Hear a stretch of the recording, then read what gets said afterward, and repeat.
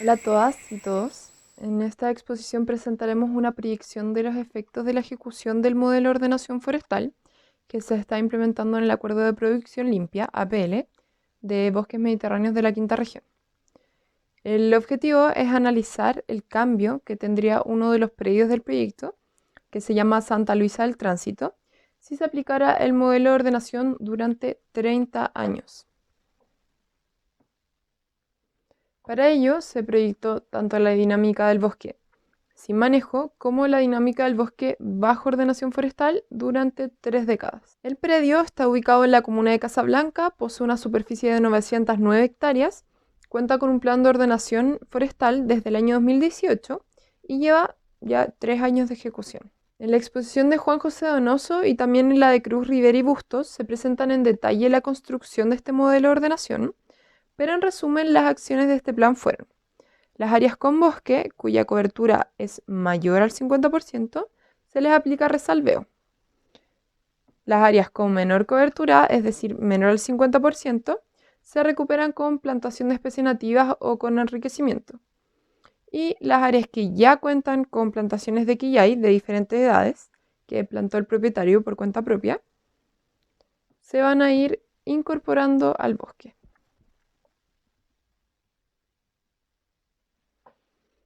Se proyectó la ejecución de resalveos a razón de 30 hectáreas por año, según indica el plan de ordenación. Este plan tiene una duración de solo 10 años, por lo tanto, para llegar a proyectar estos 30 años, en la segunda década se supone que se agregan nuevas áreas que no estaban consideradas en este primer periodo. Y para el tercer periodo de 10 años, para los 10 restantes, se comienzan a aplicar los segundos resalveos a estas primeras zonas que ya fueron intervenidas. Se simuló un establecimiento de plantaciones suplementarias en las zonas con menos del 50% de cobertura a una tasa de 5 hectáreas al año, hasta el año 30. Las plantaciones de quillay de varias edades se suponen que se integran al bosque cuando cumplen 13 años. Bueno, ¿por qué 13 años? Porque al analizar la evolución de las plantaciones de quillay se evidencia que están alcanzando más del 50% de cobertura a la edad de 13 años. La proyección de un año al siguiente en cada parche de bosque se realizó aplicando el método de proyección de tabla de Rodal de Reynolds. Para ello se usaron los resultados de ensayos de resalveo realizados el año 2008 en otro periodo del grupo APL. En la foto de abajo pueden ver el efecto del resalveo luego de 2 años y en pleno periodo de sequía. ¿En qué consistió esta intervención? Consistió en un resalveo de cepas, como se habló en otras presentaciones de este seminario. Y el cuadro muestra el efecto histórico después de 7 años de la intervención, en la que se dejó una densidad residual de 2.110 árboles por hectárea. Para el 2015, el bosque testigo arrojó una mortalidad entre 3,7 y 5,3%. Así, para proyectar los efectos de la silvicultura en este estudio, se escogió la menor mortalidad. El bosque manejado, en cambio, aumentó su densidad en el periodo debido al espacio que dejó esta intervención. Para proyectar los 30 años se usó una mortalidad de 0,1%. El crecimiento diametral en el testigo fluctuó entre menos 0,7 a 0,3 centímetros. Y con un criterio conservador se escogió el crecimiento de 0,3 centímetros. El bosque manejado, en cambio, arrojó un crecimiento de 0,49 centímetros. Bueno, y con todos estos datos, todos estos parámetros, se proyectaron los rodales sin manejo y los manejados para los escenarios construidos. La nomenclatura del plan de ordenación se tradujo a conceptos de recuperación de bosque.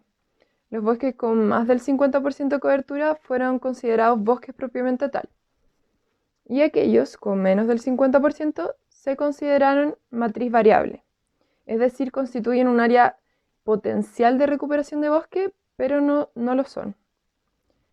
Bueno, si bien la ley 20.283 define que estas zonas son bosques hasta con un 10% de cobertura, ecosistémicamente son áreas de alta degradación y requieren de al menos un aporte de plantación suplementaria. Bueno, y si se forestan, pasarán a ser bosque luego de 13 años y el mismo proceso van a seguir las plantaciones. Las áreas que el propietario ha destinado a otros usos, como el uso agrícola, fueron consideradas matriz permanente, ya que nunca van a poder ser reemplazadas en una recuperación. Además, construimos el paisaje de referencia, que corresponde a una imagen idealizada del predio, si toda la matriz variable se recuperara sin horizonte de tiempo y tampoco considerando costos. Esta es una proyección teórica y que señala la meta a la que se dirige la recuperación, a la vez que permite medir cuantitativamente los resultados del esfuerzo de recuperación de bosque. Nunca se va a poder reducir la fragmentación determinada en el paisaje de referencia, simplemente porque no se pueden eliminar los caminos o las áreas agrícolas, por ejemplo.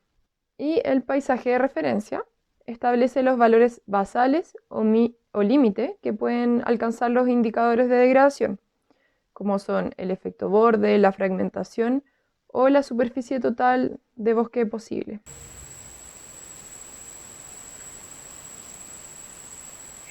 La tasa de deforestación histórica, según lo indica la Estrategia Nacional de Cambio Climático, es de un 0,39% de la superficie regional anual, lo que significaría una deforestación de 13,7 hectáreas prediales en los primeros 10 años y una superficie acumulada de 39,4 hectáreas en 30 años.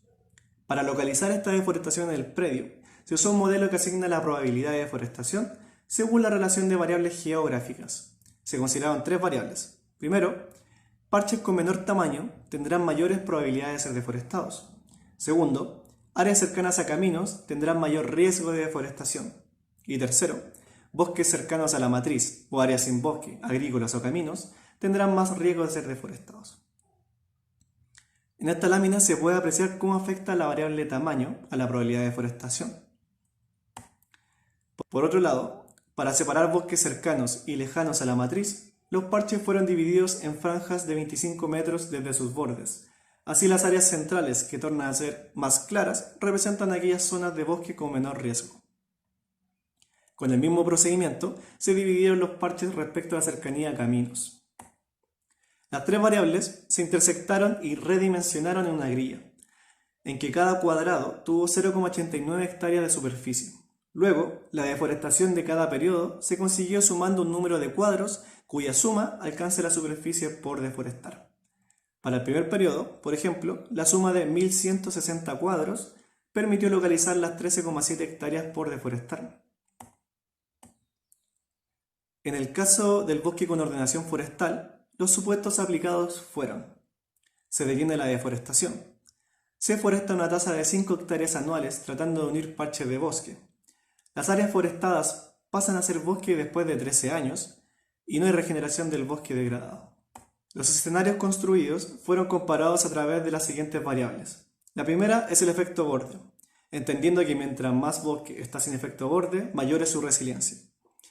También se comparó a nivel de fragmentación, a nivel de biomasa acumulada, de crecimiento diametral y la mitigación por captura de CO2 atmosférico. Veamos entonces los resultados de la proyección a 30 años. En este acercamiento se puede observar los cambios por periodo. A la derecha se señala la magnitud del efecto borde. En un inicio, el área se divide en 5 parches. En 10 años, el bosque sin intervención se fragmenta en 19 parches, mientras que el con ordenación mantendría sus áreas unidas. Las forestaciones permiten reducir el efecto borde a 30 metros en los límites entre bosques y zonas forestadas. Al año 20, el bosque sin ordenación aumentaría a 20 parches y luego, en el tercer periodo, el número total se reduciría por la propia desaparición del bosque. Bajo manejo, en cambio, la fragmentación se reduciría de 5 a 4. En verde oscuro a la derecha se destaca el aumento del tamaño de los parches que fortalecería la resiliencia del bosque. La superficie del borde se mantiene más o menos constante, tanto en el caso de sin manejo como con manejo, y tampoco cambia mucho con respecto al área de referencia. No obstante, el área sin efecto borde aumenta progresivamente con el manejo hasta adicionar 190% en superficie respecto al bosque sin manejo. Este efecto ecosistémico tiene un gran valor, ya que la superficie forestada solo sería de un 25% más de la superficie total del bosque. Así, por cada unidad de superficie forestada, se gana el doble de unidades de superficie libre de efecto borde. En el escenario con plan, se reduciría el número de parches de 19 a 14, lo cual está representado por las columnas, y aumentaría el tamaño promedio de los parches de 18 a 31,8 hectáreas. En comparación al escenario sin plan de ordenación, el bosque ordenado aumentaría un 420% el tamaño promedio al final de los 30 años. Los efectos empíricos de los ensayos del 2008, usados para proyectar el crecimiento en 30 años en ambos escenarios, se traducen en una ganancia de la ordenación forestal por acumulación de biomasa del 107% respecto al crecimiento del bosque sin manejo. Así también el crecimiento diametral sería un 11,7% mayor en el bosque con ordenación forestal respecto al escenario sin manejo. En resumen, pueden compararse 4 trayectorias para estos 30 años, creadas de manera hipotética. La primera sería el bosque sin manejo afectado por los drivers de deforestación, en que habría una captura de 77.000 toneladas de CO2 equivalente. La segunda sería un bosque sin manejo y sin el efecto de los drivers, es decir, sin deforestación, que estaría capturando 86.000 toneladas. La tercera sería con ordenación forestal, pero sin forestación, con 147.000 toneladas capturadas. Y la cuarta, la última, sería un plan con ordenación y con forestación, que estaría capturando 160.000 toneladas. La base de comparación siempre debe ser la primera de trayectoria, que contiene los procesos reales de deforestación. En la perspectiva de mitigación de cambio climático, normalmente se indica que un bosque que solo tiene stock de carbono y que no captura, no sería un sumidero. Pero los bosques degradados sí capturan cuando los motores de deforestación y degradación son suprimidos, que es el caso del bosque mediterráneo. En este contexto, la ordenación forestal no solo evita la reducción de la capacidad de captura, sino que además la potencia. Y en cuanto al rendimiento financiero, en el primer periodo de la ordenación forestal sola, acumula un adicional de 8,3 mil toneladas y la adicionalidad de la forestación no existe. Estamos hablando de este primer periodo de 10 años y, como mencioné, las plantaciones para restauración tienen un periodo lento hasta establecerse, que era de 13 años, ¿cierto? Ahora, en el segundo periodo, la ordenación forestal aporta un adicional de 42.000 toneladas y la forestación comienza con un aporte de 3.000 toneladas. Finalmente, la ordenación aporta 133.000 toneladas adicionales y la forestación un adicional de 15.000. Tomando en cuenta el costo unitario de cada actividad para determinar el rendimiento financiero de estos escenarios, la sola ordenación requiere casi $7 por cada tonelada capturada, mientras que la forestación por sí sola casi $20. O sea que la ordenación forestal es 3 veces más eficiente. Y a modo de conclusión, en el escenario con plan de ordenación y forestación, los efectos sobre la conservación del bosque a escala de paisaje fueron: aumentó el área sin efecto borde en hasta un 190% respecto al año cero, lo que se traduce en una mayor resiliencia del bosque. También aumentó el tamaño promedio de los parches en un 420% respecto al escenario sin manejo.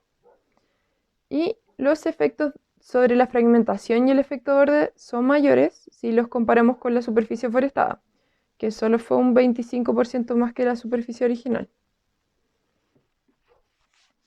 Y como segundo punto, respecto de la acumulación de biomasa, las principales conclusiones fueron: el manejo bajo ordenación forestal sin forestación lograría duplicar la captura y acumulación de biomasa en los 30 años proyectados. La adicionalidad de la forestación para recuperar áreas como nuevos bosques no es significativa en la captura y acumulación total, al menos en los primeros 30 años. Y además, el rendimiento financiero de la captura de la forestación respecto de solo la ordenación es apenas un tercio en 30 años, lo que implica un costo de casi $20 la tonelada capturada. Y como tercer punto, hacer un enriquecimiento sería recomendable, pero solo si está integrado un plan de restauración donde su objetivo sea mejorar las capacidades ecosistémicas en el largo plazo. Como última conclusión, las acumulaciones de biomasa del enriquecimiento se verificarían al menos desde los 15 a 20 años posteriores desde que se forestó. Estos plazos podrían ser mayores si se determinan las emisiones por la acción de forestar. Gracias.